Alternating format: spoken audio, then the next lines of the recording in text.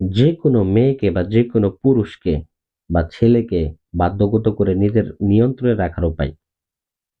আপনার স্বামী যখন অন্য কোনো নারীর পরকীয়ায় লিপ্ত হয়ে যায় অন্য কোনো নারীর প্রতি, এবং আপনার স্বামী যখন অন্য কোনো নারীর প্রতি আসক্ত হয় বা আপনার স্ত্রী যখন অন্য কোনো পুরুষের প্রতি আসক্ত হয়, তাদেরকে কিভাবে আবার ফিরে আনবেন, আপনার প্রতি বাধ্যগত করবেন বা বিয়ে করবেন ভালোবাসার মানুষকে, তাদের ক্ষেত্রে আপনারা এই বিদ্যাটা ব্যবহার করতে পারেন। এটা আমি বলতে পারি পৃথিবীর মধ্যে সবথেকে পাওয়ারফুল এবং কি কুফুরি একটা বশীকরণ বিদ্যা। এই বিদ্যা যদি কাজ না করে দুনিয়াতে অন্য কোনো বিদ্যাই কাজ করবে না। আমি যে কয়টা কাজ করছি খোদার কসম করে বললাম একটা কাজও মিস যায়নি।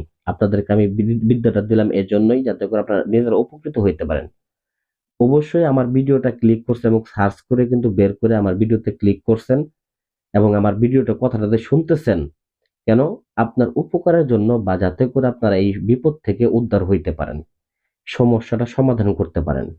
কিন্তু এই সমস্যা সমাধানের সুযোগে দেখা গেছে মানুষ অনেকটা ভণ্ডতান্ত্রিকরা ক্ষতি সাধন করে এবং ভণ্ডামি করে অনেক অর্থ সম্পদ লুটপাট করে নেয়। তো তাদের থেকে সাবধান থাকবেন। আমি যে বিদ্যাটা আপনাদেরকে দিতেছি এই বিদ্যার মাধ্যমে নিজেদের কাজ নিজেরা করবেন। আমি শুধু নিয়মটা বলবো, নিয়মটা মনোযোগ সহকারে শুনবেন এবং কি কাজটা করবেন। কারণ দেখা যাচ্ছে কোনো কাজকে অবশ্যই কঠিন মনে করবেন না এবং কি কোনো কাজকে আপনার মধ্যে অবিশ্বাসে নেবেন না। বিশ্বাসের সহকারে মনের মধ্যে বিশ্বাস নিয়ে একদম সহজভাবে আমি যেভাবে বলবো ওইভাবে মূলত আপনারা কাজটা করতে পারবেন। তাহলে আপনারা সমস্যার সমাধান করতে পারবেন। আর যদি তান্ত্রিকদের প্রতি মতো ভরসা করেন, সেক্ষেত্রে কিন্তু এতদিন যেভাবে প্রতারিত হয়ে আসছেন, কারণ সঠিক তান্ত্রিক তো আপনারা নির্বাচন করতে পারেন না। কারণ যাদের আসন নাই, ভয়েস মোটা করে তাদের কাছে আপনারা দৌড়াইয়া দেন।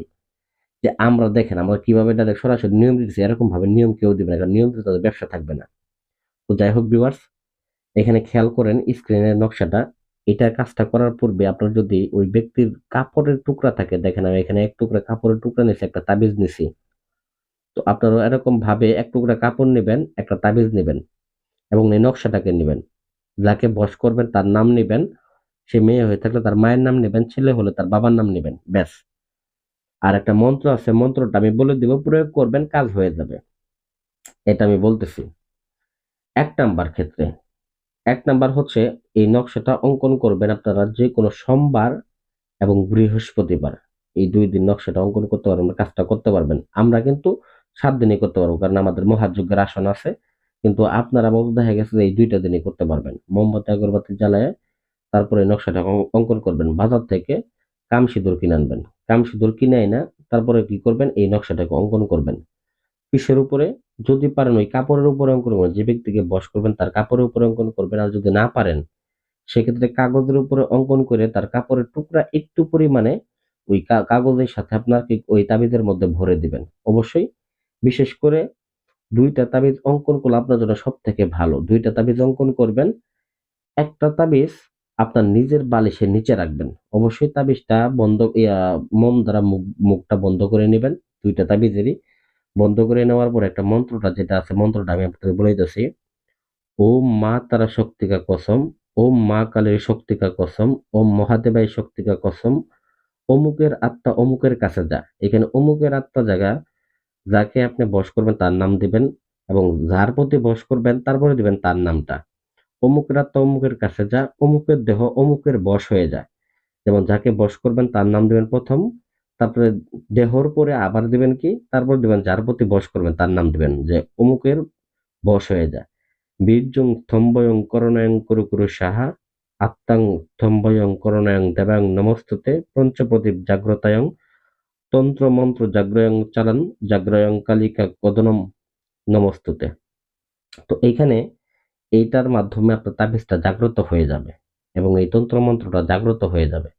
তো এটা জাগ্রত হলে দেখা গেছে আপনি অতি সহজেই চালানটা কার্যকারিতা দিবে এবং দূর থেকেই এটা কাজ করবে। আর যদি জাগ্রত না হয় সেক্ষেত্রে সারা জীবন ফালায় রাখলেও কাজ করবে না। তো একটাকে আপনার বালিশের নিচে রাখার পরে দ্বিতীয় যে তাবিজটা থাকবে, দ্বিতীয়টাকে একটা পুরাতন বট গাছে যাবেন। পুরাতন বট গাছের লাল সুতো দ্বারা সুন্দর করে ওই তাবিজটাকে ঝুলিয়ে দিবেন। ঠিক আছে? আমি আপনাদেরকে গ্যারান্টি দিলাম ২৪ ঘন্টা থেকে ৩ দিন। বিদেশে যদি থাকে ৩ দিন সময় লাগবে। আর যদি দেশে থাকে ২৪ ঘন্টার মধ্যে আপনার ফলাফল পাবেন। এটা আমি 100% গ্যারান্টি দিয়ে দিলাম। আশা করি আমার ভিডিওটা ভালো লাগবে। ভিডিওটা ভালো লাগলে ভিডিওতে লাইক করবেন, চ্যানেলটা সাবস্ক্রাইব করবেন। এরকম আরো আকর্ষণীয় নতুন ভিডিও পেতে ধন্যবাদ সবাইকে।